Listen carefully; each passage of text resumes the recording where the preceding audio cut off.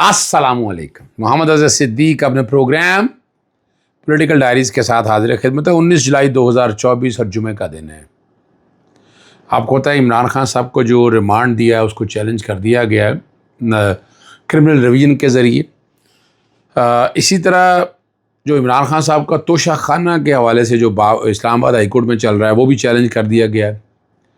उसमें जो रिमांड है मेरी आखिरी इत्तला तक वो रिमांड भी चैलेंज कर दिया गया है और कोशिश होगी कि आने वाले दिनों के अंदर आप ये सारी बातें देखिएगा। बाकी जो जजेस तैनात करने के हवाले से एडहॉक जजेस पूरे मुल्क की बार एसोसिएशन इसकी मुखालफत कर रहे हैं और पाकिस्तान बार काउंसिल ने एक प्रेस रिलीज़ जारी कर दी। उसमें पंजाब बार काउंसिल का भी और गालबन दूसरा मैं अभी पढ़ के ही बताता हूँ ज़रा।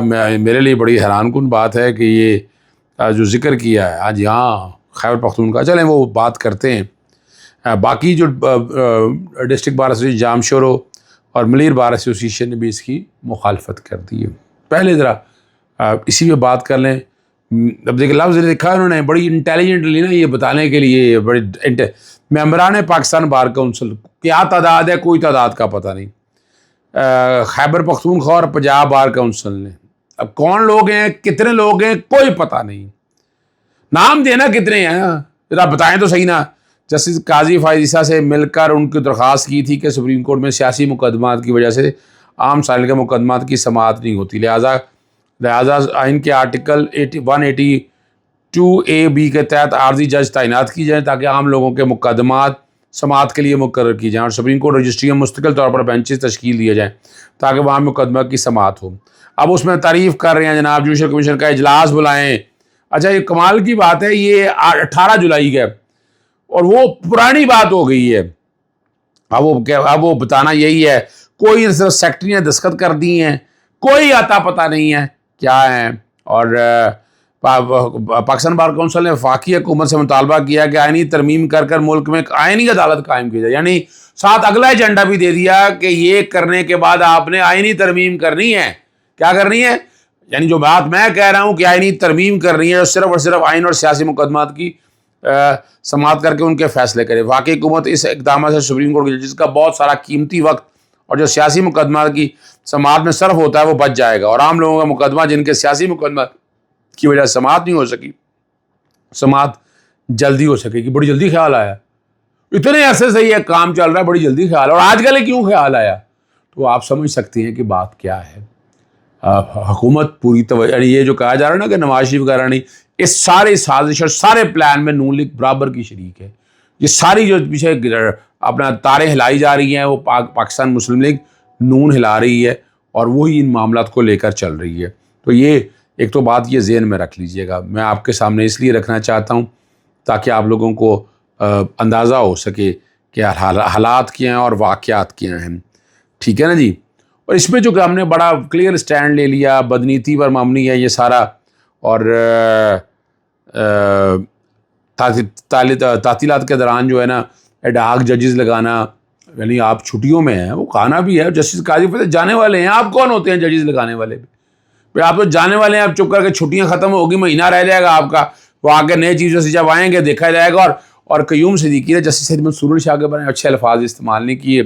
देखिए इख्तलाफ मुझे भी उनके ही बातों में है लेकिन वो कॉम्पिटेंट हैं और काम वो बताना ये चाह रहे हैं। कुछ जजेस ने कहा क्या होना है यार, खुदा रहा यार, जस्टिस काजी फायज़ के दौर में जो हाल हुआ है हमारी सुप्रीम कोर्ट का, अगर आप जाके देखें आपको क्या पता है। ये तो वकला से पूछे ना कि क्या हाल हुआ है। वो ठीक है आप कवरेज एक छोटे एरिया में करते हैं, पूरे पाकिस्तान में हाल देखें क्या हाल हुआ है और कितनी रिजेंटमेंट है। यही वजह है कि किस हद तक जो है वो हमारी बहुत सी बार एसोसिएशन बार काउंसिल ने इसको रिजेक्ट किया है। वो बैकग्राउंड पे मैं कहा है टीम को वो चला देते हैं। उसमें मैंने देखिए क्या क्या रखी हैं अभी लेटेस्ट जो मेरे सामने आई हैं। डिस्ट्रिक्ट बार एसोसिएशन जामशोरो कोटरी के ऊपर है, उन्होंने उनकी रेजोल्यूशन आई है और district bar association Malir bar association है उसकी तरफ सब ने रिजेक्ट कर दिया। और इसमें मैं बता दूँ वकला की तहरीक चलने का भी वो खदशा है, अंदेशा है, जो मर्जी आप कह दें, लेकिन यहाँ ये मामलात उस सिमत की तरफ जाएंगे। अगली जो बात है कि अपना हमारी चीफ इलेक्शन कमिश्नर ने मुलाकात की chief justice Lahore high court से मुशावरत के लिए।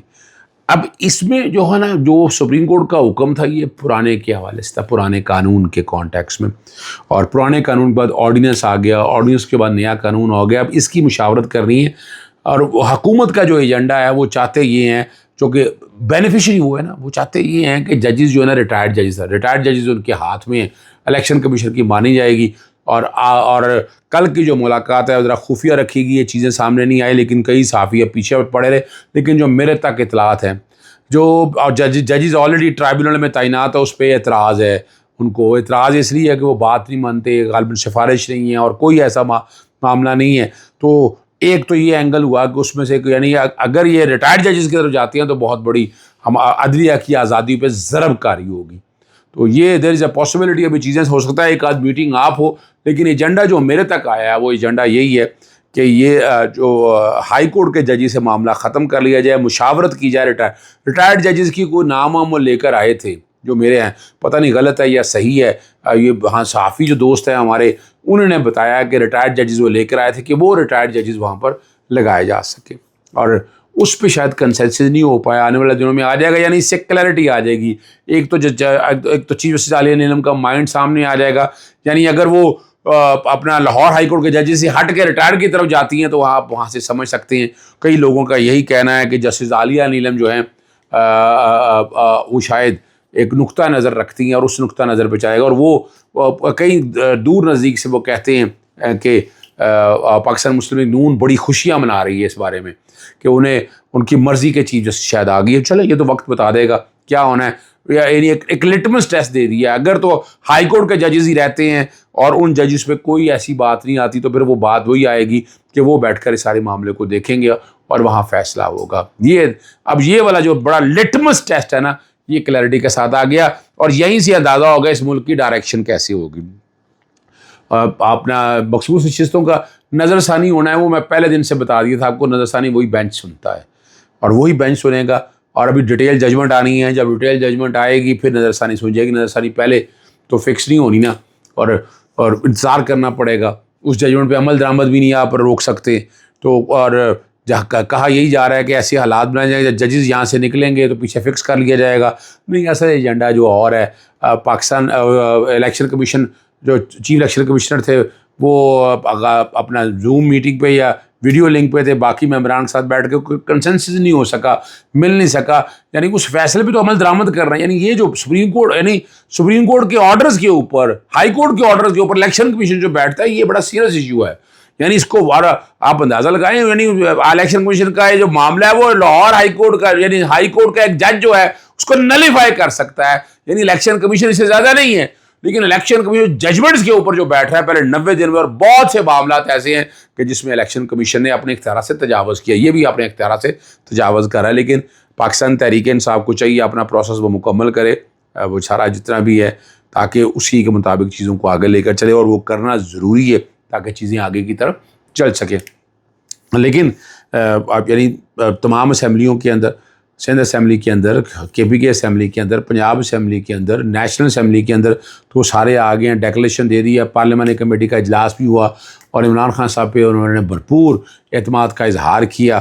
اور اب اگلا جو کام ہے کہ یہ کام چونکہ ٹائم لمٹ تک دیا ہوا تھا، اس کے بعد سرٹیفکیٹ دینے ہیں پاکستان تحریک انصاف نے، تو وہ کینڈیڈیٹ سارے پاکستان تحریک سے، پھر ریزرو سیٹوں کی ایلوکیشن ہونی ہے.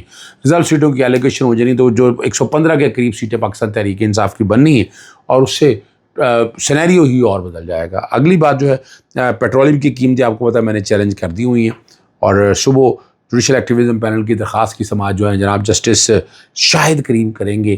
اور یہ جو بین الاقوامی قیمتیں جو مارکیٹ میں ہیں اس کے مقابلے یہاں چکر ہی کوئی نہیں ہے، یہاں ہے ہی کوئی نہیں. یعنی آپ کے پاس ہے، یعنی میرے پاس کوئی پروسیجر نہیں ہے. میں بار بار اٹھاتا ہوں، ہائی کورٹ مانگتی ہے لیکن پروسیجر ان کے پاس ہے کوئی نہیں. نہ اوگرا آرڈیننس، نہ اوگرا رولز، اور اپنا ڈی جی آئل بیٹھ کر قیمتیں فکس کرتا ہے، اور وہ وفاقی حکومت اپنی مرضی سے جو مرضی قیمت لگا دے. یعنی بڑا ظلم ہے. پیٹرول جو باہر سے آ رہا ہے، آ کر یہاں جو بندہ بیٹھ کے بنا رہا ہے، ظلم تو غریب کے ساتھ ہو رہا ہے. اور اس وقت آپ کو پتہ ہے جو بجلی ہے پورے خطے کی سب سے مہنگی بجلی ہمارے پاس ہے پورے. اور کل انشاءاللہ جوڈیشل ایکٹیویزم پینل کی درخواست کی سماعت ہوگی. اور آخر میں نے بھی اعلان کر دیا تھا، آپ کو پتہ ہے کہ میں چیلنج کرنے جا رہا ہوں یہ جو اگر ایڈ ہاک ججز رکھے جائیں گے پاکستان بار کونسل کے 7 ممبرز نے بھی یہ پریس کانفرنس میں شفقت چوہان نے یہ بات کہی ہے، اور وہ اس میں سارے عابد زبیری صاحب ہیں، اپنا بہت ہمارے دوست احباب جتنے 7 ممبران ہیں، عابد ثاقب بھی شامل ہیں، کہ وہ اس کو چیلنج کریں گے یہ ایڈ ہاک ججز کے کانٹیکس میں، جو بہت ضروری ہے. یعنی اس معاملے میں خاموش نہیں رہا جا سکتا، خاموش رہیں گے تو بڑا ظلم اور زیادتی ہوگی، اس لیے اس کو چیلنج کرنا بہت ضروری ہے اگر وہ تعینات کرتے. اور اس کے پیچھے ایجنڈا میں نے آپ کے سامنے بتا دیا، ریویو نہیں ہے مسئلہ، اصل مسئلہ ہے پاکستان تحریک انصاف کو بین کرنے کے حوالے سے. ابھی اس وقت جو تعداد ہے وہ 10 اور 7 سننے میں آ رہی ہے. 4 اس لیے لگائے ہیں کہ 7 اور 4 11 ہو جائیں گے، 21 ہو جائیں گے، ٹھیک ہے جی، 11 اس طرف ہو جائیں گے اور 10 ادھر آ جائیں گے. اور اس سے بڑا بگر ایجنڈا ہے پاکستان تحریک انصاف کو ڈسکوالیفائی کر دیا جائے. یعنی جب تنظیم یعنی پاکستان تحریک انصاف جب ختم ہو جائے گی تو آپ سیکشن 212 اور سیکشن 213 کو سامنے رکھتے ہوئے تمام ممبران جو ہیں ان کا سٹیٹس ختم ہو جائے گا اور پھر یہ اکیلے ہی ہوں گے. یہ خطرناک ایجنڈا ان کا چل رہا ہے. اجازت چاہتا ہوں. السلام علیکم. اللہ حافظ. پاکستان زندہ باد.